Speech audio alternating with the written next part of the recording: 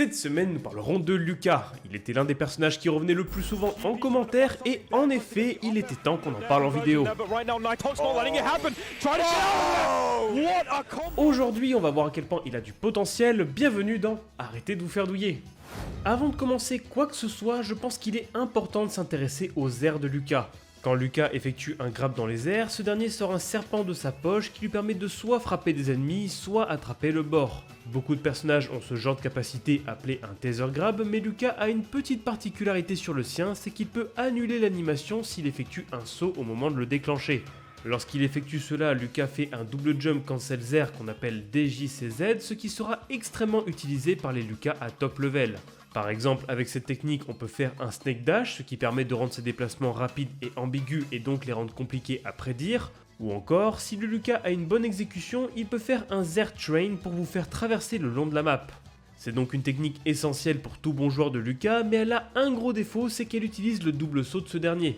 En gros, si votre adversaire rate ses inputs et que vous arrivez à le frapper pendant son exécution, et vous verrez que vous lui ferez perdre son second saut, ce qui le rendra vulnérable. Je n'ai malheureusement pas d'autre solution à vous proposer. Pour la plupart des joueurs, il faudra surtout attendre que Lucas rate son input, et pour les joueurs de floaty, vous pouvez toujours DI out pour essayer d'échapper à sa portée.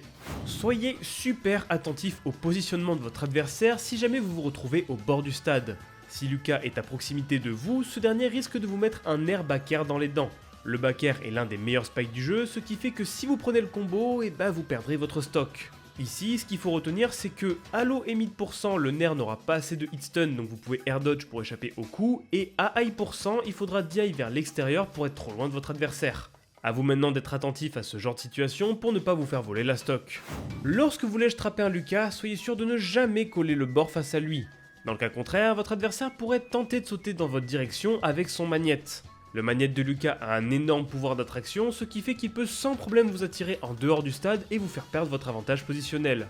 Sachant qu'il faut prendre en compte que plus vous avez de pourcents et plus vous serez aspiré par sa winbox, ce qui pourra par exemple vous amener dans la trajectoire de son back air.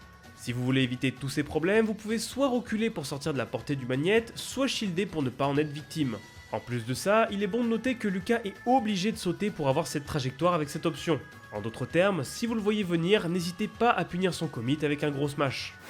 Faites attention à ne pas trop bourrer les attaques au corps à corps face à un Lucas. Si votre adversaire le sait et le remarque, il pourra sans problème vous punir à coups de up smash. Le up smash de Lucas est un move dévastateur qui a la particularité d'être invincible les 7 premières frames de l'attaque. Alors ça n'a pas l'air si effrayant que ça, mais dans des situations de ledge trap, le coup couvre presque l'ensemble des options et peut même toucher les personnages en tout frame. La seule chose à faire ici, c'est de s'éloigner de la portée de Lucas en faisant un release de ledge et revenir une fois que l'attaque est terminée.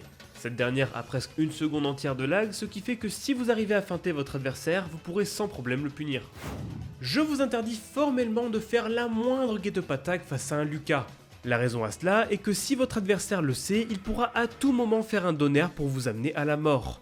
Le donaire de Lucas a le don d'amener dans des situations pourries tout en ignorant la moindre option offensive au ledge. J'ai pas grand chose à ajouter dessus, soyez juste attentif lorsque vous verrez un Lucas attendre tranquillement sur le bord du stade.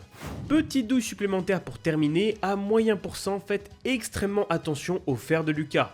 Déjà, l'attaque est violente en plus d'être safe on shield, mais surtout le sour spot de l'attaque vous mettra en situation de tech chase. Pour éviter les problèmes, la seule chose à faire c'est de s'apprêter à tech, car si vous n'y pensez pas, il y a de grandes chances que vous y perdiez votre stock. Je sais à quel point il peut être frustrant d'affronter un bon Lucas. Néanmoins, gardez en tête que le personnage a de grosses faiblesses exploitables, alors c'est pourquoi je vais vous donner quelques conseils appliqués dans le match-up. Le gros défaut qui handicape Lucas à l'heure actuelle, c'est qu'il n'a presque aucun outil de pression à la verticale. En effet, ses anti-airs ne sont pas de très bons moves, ce qui rend les approches par le haut extrêmement fortes face à lui.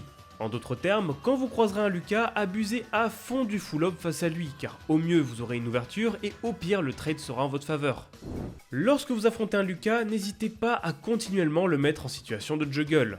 La raison à ça est que Lucas est un personnage extrêmement floaty et relativement léger, et que tout ça fait qu'il galère à atterrir sur le sol.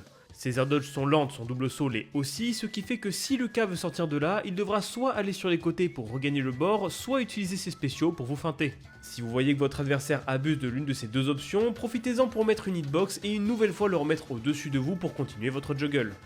Contrairement à ce qu'on pourrait croire en vue de sa frame data, Lucas ça n'a tout simplement pas de bon out of shield.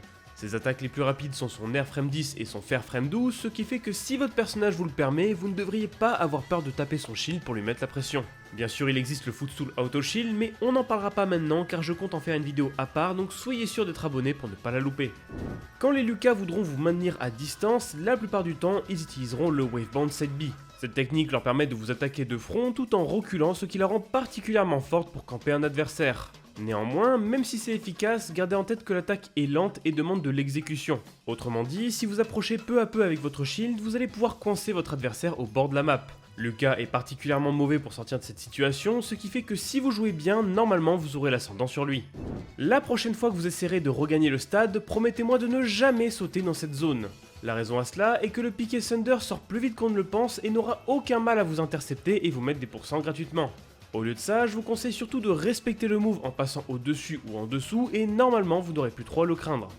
D'ailleurs, puisqu'on parle du Up B, il est important de rappeler que celui de Ness et celui de Lucas ne fonctionnent pas vraiment de la même façon. Premièrement, celui de Lucas remonte de plus loin que celui de Ness et surtout celui de Ness se réduit quand il heurte une hitbox, ce qui n'est pas du tout le cas de celui de Lucas. En parallèle de ça, il est intéressant de noter que pour faire un contre sur le Up B de Lucas, il faudra vous mettre davantage sur le côté, car si vous vous mettez à la verticale, il y a de grandes chances que votre adversaire ignore votre contre. De plus, point intéressant sur ce move, le Up B a une excellente projection et permettra à votre adversaire de rebondir sur un mur pour mix-up ses timings de recovery. Gardez donc toutes ces informations en tête quand vous tenterez de ledge guard et normalement ça se passera bien pour vous. Prenez le temps de bien analyser le positionnement de votre adversaire quand vous tenterez d'attraper le ledge. Dans le cas contraire, vous verrez souvent que les Lucas prépareront un down smash pour vous avoir. Le down smash a une taille et un kill power délirant et pourra même être retourné pour vous envoyer vers l'intérieur du terrain. Le counterplay est pourtant pas si compliqué à faire, patientez tranquillement offstage si vous le pouvez et revenez tranquillement une fois qu'il est tapé dans le vide. Le down smash a presque une seconde de lag, ce qui fait que vous aurez largement le temps de revenir en sécurité. Vous l'avez sans doute déjà remarqué, mais Lucas a une énorme tête. À vrai dire tellement énorme que son crâne dépasse du bord quand ce dernier tient le ledge. Cette particularité toute bête fait qu'il est extrêmement sensible au 2-frame et que par exemple un coup comme le S-Smash de Lucina le touchera forcément alors que ce n'est pas le cas des autres personnages. A vous de prendre en compte cette information et d'en abuser à chaque fois qu'un Lucas tentera de remonter. Lorsque votre adversaire se retrouvera au ledge, généralement vous aurez l'ascendant sur lui. Lucas n'a pas une très bonne roll, il évitera de sauter car il est floaty et surtout il a l'une des plus petites get-up attaques du jeu. En d'autres termes, face à un Lucas, attendez-vous à surtout le voir soit normal get-up, soit drop le ledge pour mettre une hitbox. Si ce dernier décide de faire la seconde option, vous verrez que vous n'aurez aucun mal à dégager votre adversaire car ce dernier aura perdu son saut lors de l'option. D'ailleurs, puisqu'on parle de ledge trap, sachez que encore une fois je vous conseille de ne pas get up attack et à la place tenter de jump au-dessus de Lucas car à part s'il vous ride, normalement vous n'aurez aucun mal à regagner le centre du terrain. Comme d'habitude, je rappelle que ce n'est pas parce que vous avez vu cette vidéo que vous allez pouvoir battre tous les Lucas que vous croiserez en tournoi. Le personnage peut être extrêmement surprenant quand on ne le connaît pas, alors c'est pourquoi je vous donne un lien vers le Lucacorn que vous trouverez en description. Un immense merci à l'ensemble du Lucacorn, à savoir Hello, Youps, Barito, Ao, Usherme, Pipo, Zer, Almarbi, Helios, X-Rider, Le Poirot, Léopold Sega, Siulink, Iki, Onimaru, Dar, Elikir, Wentz, ULDG, Antomelo et Crown pour l'aide dans l'écriture de cette vidéo. Oui bon, j'ai pas affiché tout leur Twitter parce qu'il y en a vraiment beaucoup trop et mon PC va exploser, mais vous trouverez tous leurs liens en description. Je tiens également à remercier du fond du cœur toutes les personnes qui soutiennent cette chaîne financièrement. Merci à Gazogène, Quentin, Guillaume, Arcats, Lidou, Chocopat ou Keiyaku. Merci les gars, votre soutien il est super important. Cet épisode est dorénavant terminé, j'espère qu'il vous a plu. Comme d'habitude, je vous recommande de vous abonner à cette chaîne YouTube ainsi qu'à mon Twitter, comme ça vous ne louperez rien des prochains épisodes. Bref, avec tout ça, je pense que j'ai tout dit, je vous dis donc à la semaine prochaine pour une nouvelle vidéo. Salut!